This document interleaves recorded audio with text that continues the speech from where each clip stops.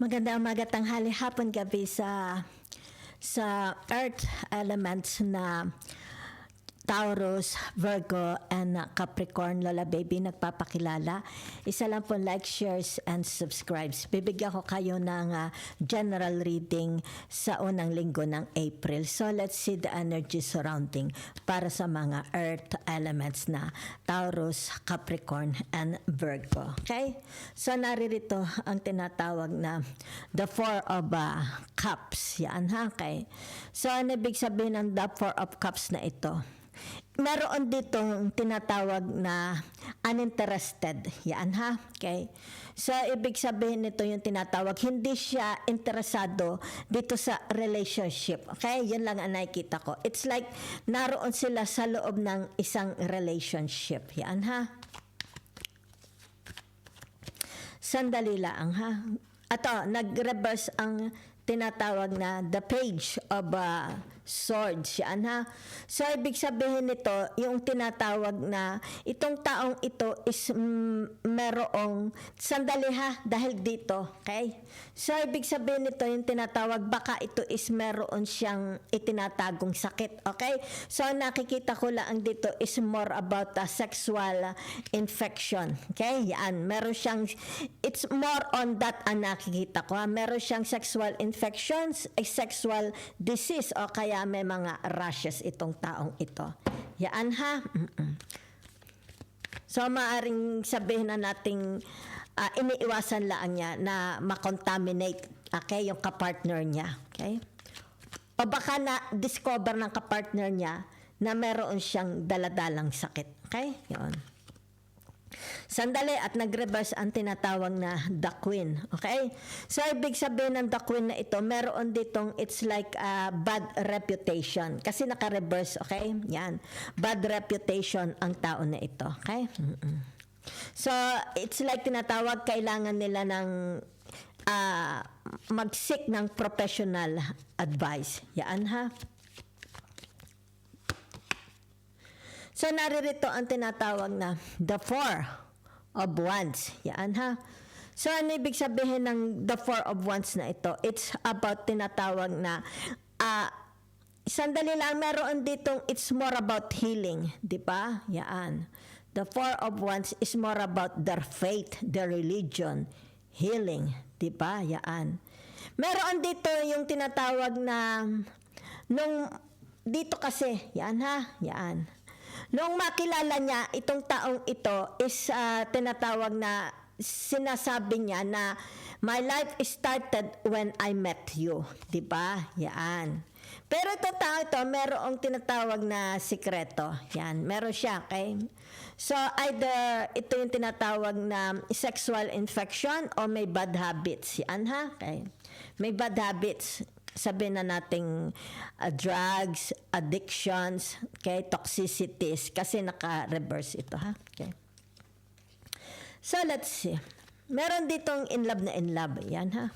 In love na in love. Okay, so naririto ang tinatawag na the Six of Swords. Yan, ha?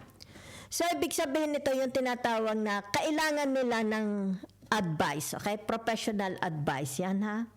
Yan. Pero nakikita mo dito, nire-refuse.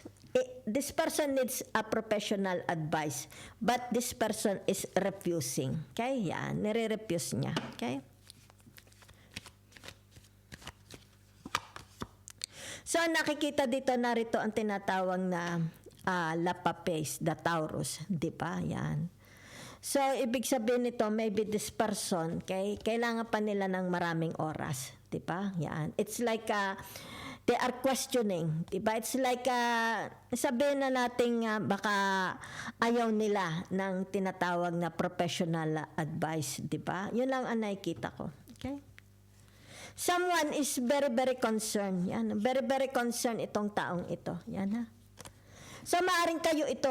Diba? Kasi ito yung tinatawag na the energy, okay, of the Taurus. Yan ha. So, it's more about Taurus is ruled by Venus, di ba? It's about love. Yan, ha? So, maaring ito isa ang nakikita ko related sa inyo. If this is not your energy, someone, okay, maybe in your family, kung sino man ito, di ba, may mga addiction, okay? Kumbaga dito ay very, very stubborn ang taong ito, di ba? It's like tinatawag, they always saying, I need more time, I need more time. It's like tinatawag may pagka-stubborn, di ba? Yaan. Yun lang po ang nakikita ko. So, let's see other energy. Okay? Sandali siya ang audio. So, the King of Swords. Yan ha, naka-reverse ang the King of Swords dito ha. Okay? So, ibig sabihin nito, maaari na nagpe-pension na, di ba? Pero nakikita mo siya dito, yung tinatawag na, nagpe-pension siya pero pahulog, okay? Hindi niya ma-enjoy ang kanyang tinatawag na retirement, di ba? Yan, pahulog, yan. Bumabagsak, yan ha, ang kanya sigurong pera, di ba? So, naririto ang tinatawag na the Ten of Cups, yan ha, okay?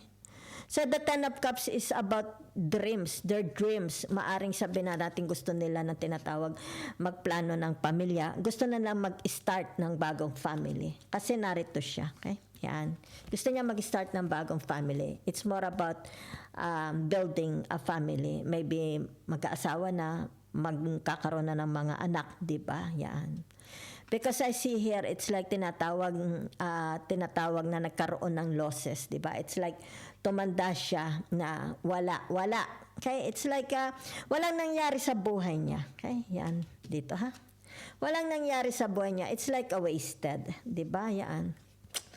Yan. It's like, kung sino man itong taong ito sa buhay ninyo, it's more I see is, there are person, okay? Yan. Napaka-stubborn nito. It's like, hindi ko alam kung, para baga ano tawag dito? Tinatawag na, nagparara sa buhay. Di ba? Yan. Parang nagbilang na lang ng poste, wala siyang inspired para magtrabaho. Di ba? Yan. So, it's like tinatawag, baliwala sa kanya yung mga tinatawag na advice, di ba? Mga pangaral. Yan ha. So, let's see the advice or the message from the universe. Okay? So, naririto ang tinatawag na the 10. Okay? Number 10. Okay? So, itong ibig sabihin ng number 10 na ito, it's about tinatawag either a family or your career. Di ba? Okay. So, naririto ang tinatawag na, I think in July, okay? Yan ha, in July. Kasi naririto ang sign ng July, okay? In July, what will happen, okay?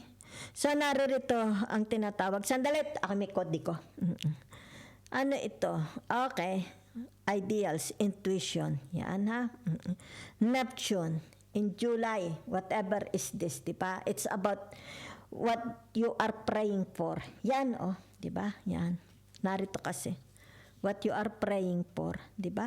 Maybe you are praying for this person, di ba? Yan. Maybe you are praying for this person, di ba? Or maybe people are praying for you, di ba? Yan. Okay. Yan. In July, nakikita ko. Okay? It's like your prayers will be answered. Maybe it has something to do about kasi naririto ang tinatawag na losses. Okay? May mga losses. Di ba? Maaring tinatawag na family. Diba? Baka magbabalik ang mga family. Di ba? Mga children. Di ba? Yun. Yun lang nakikita ko. It's like meron ditong watak-watak. Di ba? Nagkawatak-watak. Yan ha. Maring family or maybe it has something to do about your career, di ba? Maybe in July, okay?